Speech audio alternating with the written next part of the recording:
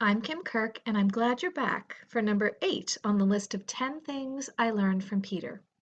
If you missed any, you can always find them on my website, kimberlykirk.com, or YouTube page. We've learned so far, God gives us what we need to do what He calls us to do. Outcome doesn't always reflect effort. A perceived failure can actually be a great success. Even though we don't have it all together, God can speak through us. We don't know better than Jesus. Sometimes we just need to be silent. Don't judge by appearances. And today we'll see we need to think before we act.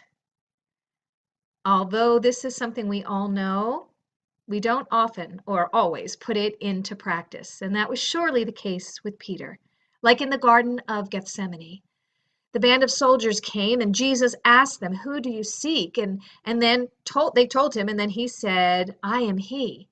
And this was Peter's response.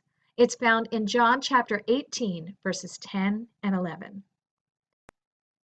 Then Simon Peter, having a sword, drew it and struck the high priest's servant and cut off his right ear. The servant's name was Malchus. So Jesus said to Peter, "Put your sword into its sheath. Shall I not drink the cup that the Father has given me?" Danger and fear can cause us to act rashly to help one that we love. But unlike Peter, we need to stop. We need to consider the situation and the best way to handle it before jumping into action.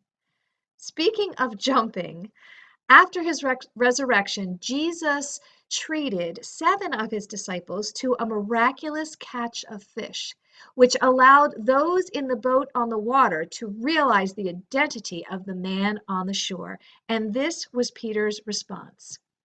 John 21, verses 7 to 9.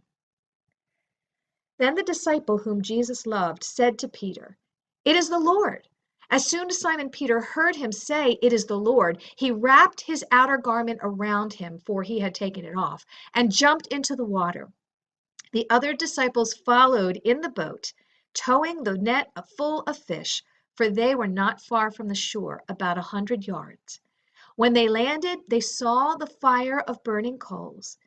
There were fish on it and some bread. Can't you just picture this? It is so in keeping with his personality. Peter did not take time to figure out the best move or to even think, "Oh, my friends might need some help with these fish." No, he just leaps into the water and gets to Jesus as quickly as he can. I wonder how many times we do this. We jump into something without thinking it through.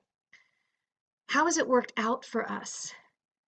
We need to learn from Peter that we have to think before we act. Please join me tomorrow for another lesson from this apostle.